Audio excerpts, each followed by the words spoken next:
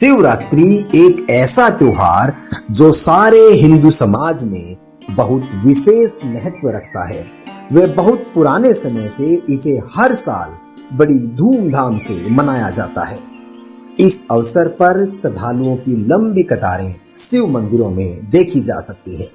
वह हर कोई अपने हाथ में गंगा जल, दूध या फल आदि लिए भक्तिभाव से सरोबार दिखाई देते हैं। फाल्गुन मास की कृष्ण चतुर्दशी को पड़ने वाले इस त्योहार पर भारत में जम्मू कश्मीर से लेकर सुदूर दक्षिण तक भक्त लोग उपवास करते हैं।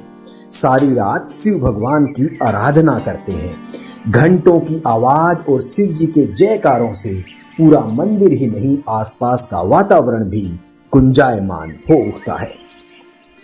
इस अवसर पर शिवलिंग के ऊपर गंगा जल व दूध का अभिषेक विशेष रूप से किया जाता है। कुछ श्रद्धालु हरिद्वार से कावड़ लाकर अपने आसपास शिव मंदिरों में स्थापित शिवलिंगों पर उसे चढ़ाते हैं। अन्य दिनों में देवी देवताओं की पूजा करने वाले लोग इस दिन शिव की पूजा विशेष रूप से करते हैं। इस त्योहार के पीछे बहुत सी कथाएं बतलाई जाती हैं।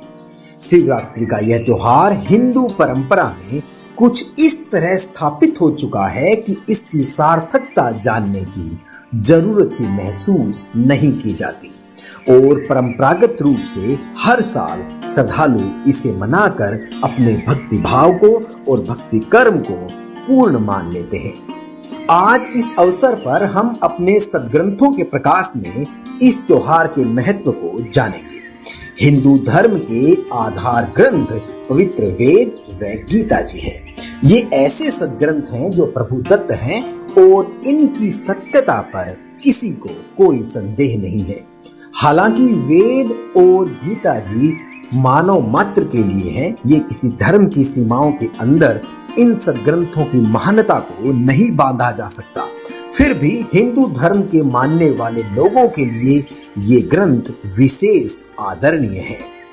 हम साथ ही साथ यह भी जानेंगे कि पुराण ऋषियों का अपना अनुभव है। इस कारण पुराणों से ज्यादा महत्व प्रभु का आदेश है।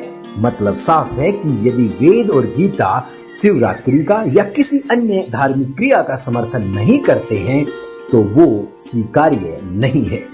आज शिवरात्रि के संदर्भ में, शिव भक्ति के संदर्भ में अपने पवित्र वेद और गीता जी क्या निर्देश देते हैं, इस संदर्भ में हम आपके सामने एक छोटी सी वीडियो क्लिप लेकर आए हैं जो आपको इस संदर्भ में अपने सद्ग्रंथों से रूबरू कराएगी। आप निष्पक्ष होकर इस छोटी सी क्लिप को देखें और अपने जीवन को एक सार्थक और तार्किक दिशा दें। माता पार्वती जी के 107 जन्म हो चुके थे। वो मर रही थी, फिर कहीं जन्म लेती थी और भगवान शिव से ही उसका विवाह होता आ रहा था। 108वां जन्म था पार्वती जी का। उधर से भगवान शिव जी क्या करते थे, वो पार्वती जी से इतना प्रेम करते थे अपनी पत्नी से, उनकी मृत्यु के उपरांत वो उनके कंकाल को, उनके सिर को निकाल लेते थे और उनके प्रेम में उसकी याद को ताजा रखने के लिए एक माला बना ली थी, गले में डाल लेते थे और या अपने कहीं मकान, अपने महल की खुट्टी पर टांग देते थे। उनकी याद में रोते रहते थे। एक दिन नारद जी आए, पार्वती जी से कहा कि हे माता,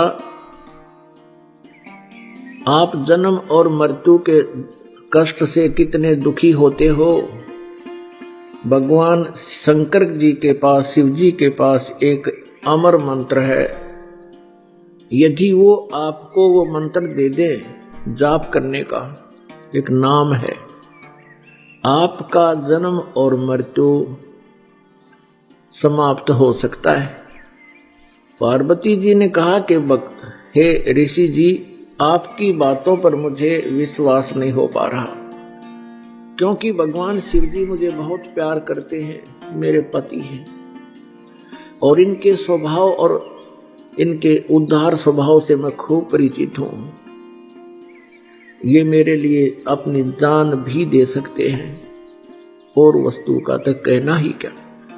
फिर आप ये कहो कि इनके पास कोई ऐसी वस्तु है और वो मुझे नहीं देते, नहीं दी आज तक, मेरे से छुपा ली, मेरा बात जची नहीं, और मेरी जन्म मृत्यु का भी मुझे ज्ञान नहीं। तब भगवान नारद जी ने कहा कि माता, ये जितने भी गले में भगवान ने ये शीश, ये रूंड टांग रखे हैं तेरे खोपड़े, ये तेरे ही हैं। 107 तो ये टंगरे खुट्टी पे है, और 108 माप वर्तमान में है। और भगवान शिव जी के पास एक बहुत ही अच्छा मंत्र है, वो आपको देंगे तो आपका कल्याण हो जाएगा। पार्वती जी ने फिर वही शब्द दोहराए कि नारद जी, मुझे विश्वास नहीं हो रहा कि उन्होंने मुझे ये नाम क्यों नहीं दिया जिससे मेरा मोक्ष हो सकता है। ऐसा भगवान नहीं कर सकते, मुझसे कुछ नहीं छुपा सकते। तब नारद जी ने कहा कि अभी तक आप उनको केवल पति मान रहे हो, आपने उनको भगवान नहीं माना, आपने उनको गुरु नहीं माना। जब तक आप अधीन नहीं होगे तब तक वो आपको ये वस्तु नहीं देंगे। अभी तक तो आप उनको एक पति मानते हो और कभी कभी डांट भी लगा देते हो, और इस अनमोल वस्तु को लेने के लिए आपने बहुत विनम्र स्वभाव अपनाना होगा। अति अधीन दीन हो प्राणी, ताको कहना वो अकथ कहानी, ये नियम है भक्ति का। अब नारद जी के उस प्रेरणा से उसको बहुत ज्यादा प्रेरणा मिली, बहुत प्रेरित होगी, और सोचने लगी कि ऐसा अनमोल मंत्र उनके पास है। नारद जी झूठ नहीं बोलते, इनका कोई स्वार्थ नहीं झूठ बोलने का, परमार्थी व्यक्ति हैं, ये झूठ नहीं बोलते। पार्वती जी ने सोचा कि अवश्य में मेरे अंदर ही कोई त्रुटि रही है, जिस कारण से प्रभु ने अभी तक मुझसे ये अनमोल मंत्र छुपा रखा है। अब शाम के समय जब भगवान शिव जी अपने घर लौटे, उस दिन एक विशेष परिवर्तन देखा शिव जी ने कि पार्वती जी उनके चरणों में गिर गई और फूट फूट कर रोने लगी। भगवान शिव ने कहा कि पार्वती, तेरे को किसने क्या कह दिया, मुझे बता, उसका अभी ठीक करता हूं उसको। पार्वती जी ने कहा कि आपके रहते मुझे कौन कह सकता है प्रभु, लेकिन मुझ अबला से कोई भूल बनी है। हे परमात्मा, आपने मुझसे एक अनमोल वस्तु छुपा रखी है, आप मुझसे इतना प्यार करते हैं, क्या मैं जब मरती थी आप दुखी नहीं हुए होगे। अब नारद जी, उसने शिव शंकर भगवान ने सोचा, आज यह कौन सा स्टेशन पकड़ ली है, ये तो कदे ढंग से बात नहीं करया करती, आज ये बोल क्या रही है।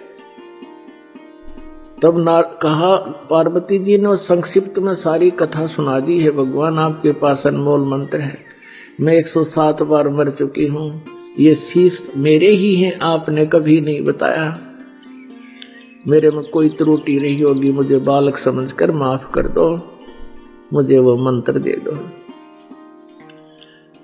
हाँ, भगवान शंकर बोले, पार्वती ये तेरे सतर की बात नहीं, नो बता तेरे को कौन मिला ऐसा भगवान आत्मा, तेरी बुद्धि बदल दी उसने। ऐसा कौन विधाता मिल गया जो तेरी बुद्धि बदल दी, किसने बताया तेरे तो ये बात। तो पार्वती कहने लगी, नारद जी आए थे और उन्होंने मुझे ये सारी कहानी बताई। अब शिव जी कहने लगे, पार्वती अब बैठ जा, तेरे को सारी मेरी मजबूरियां बताता हूं। अब पार्वती से शंकर भगवान ने कहा कि ये ना सोच के मैं तुझे प्यार नहीं करता था, तू मर जाती थी, तेरी मृत्यु होती थी, मैं बहुत रोता था, टक्कर मारता रहता था तेरे वियोग में। तब पार्वती जी ने कहा कि हे भगवान, और साथ में ये भी शंकर भगवान ने कहा कि ये सभी सिर तेरे, ये जो टांग रखे हमने, तेरे सिरों की माला बना रखी है, जब तक तू दोबारा मुझे प्राप्त नहीं होती थी तब तक मैं इनको देख देख कर रोता रहता था। तब पार्वती जी ने कहा, हे भगवान, आपके पास ऐसा मंत्र है जिससे मैं अमर हो सकती हूं, और वो क्यों ना दिया आपने भगवान, मैं मरती ही नहीं, आप इतने कष्ट उठाया आपने। पुण्यात्मा,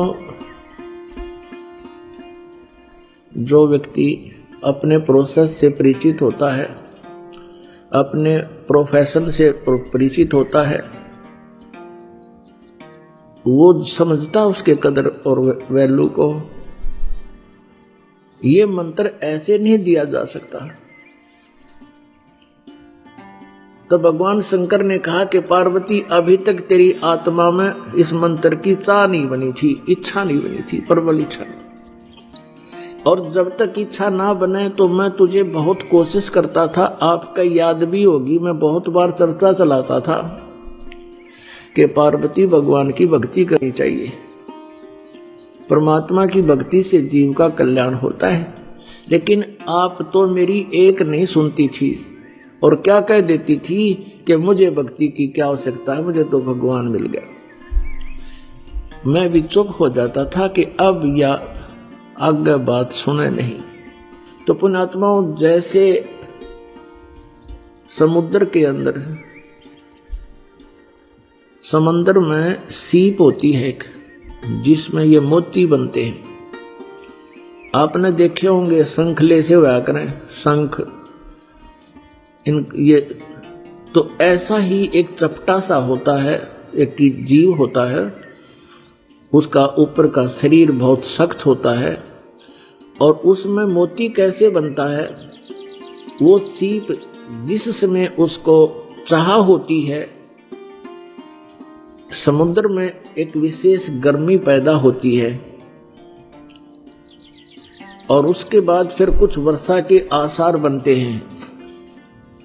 तो सीप जो है समुद्र में रहती है और ऊपर सतह पर आ जाती है। जब उसने मोती बनाना, जब उसमें मोती बनने की प्रक्रिया, उसके अंदर एक विशेष जिज्ञासा उत्पन्न होती है, चाह होते, अपने आप उसका मुंह खुल जाता है और ऊपर खुले हुए मुंह खुला हो, ऊपर से वर्षा हो जाती है समाती, यानी आसमान की, बादलों की। तो उससे वो थोड़ा सा नीर ग्रहण करके और मुंह बंद कर लेती है, उससे मोती बनता है।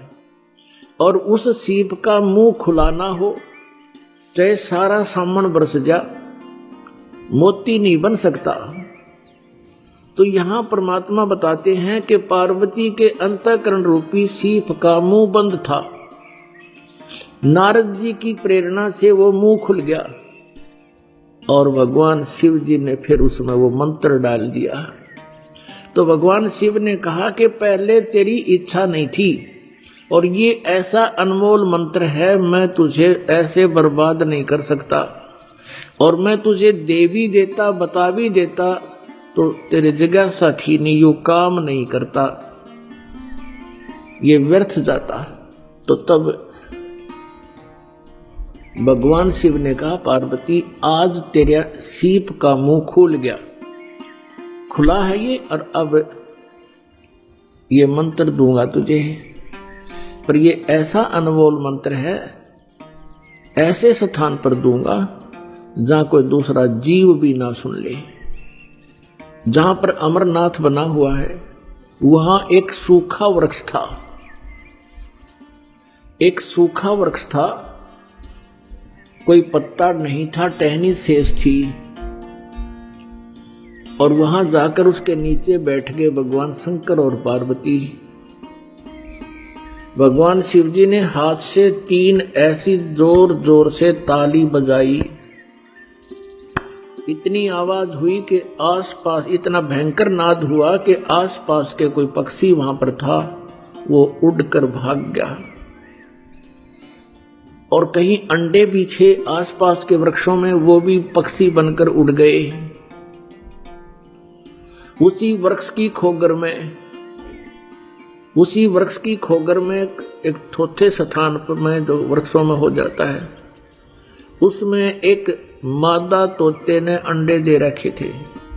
जो स्वस्थ अंडे थे वो तो पक्षी बनकर उड़ गए। एक गंदा अंडा था वो शेष रह गया। भगवान शिव पार्वती जी को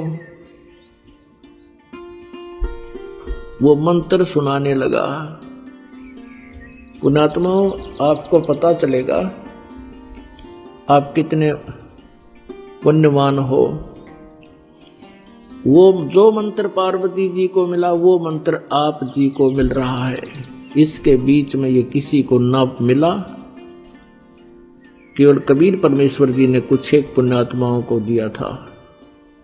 उनसे भी कह दिया था कि इसको अभी गुप्त रखना, नहीं तो काल के दूत इन मंत्रों को ग्रहण करके मेरी प्यारी आत्माओं को भ्रमित कर देंगे।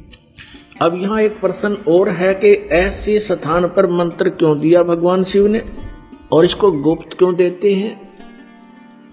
ये ऐसा मंत्र है, यदि ऐसे वैसे व्यक्ति को मिल जावे वो इसका जाप साधना करके सिद्धि युक्त हो जाता है और फिर वो ना जाने कितने जीवों को दुखदाई हो जाता है।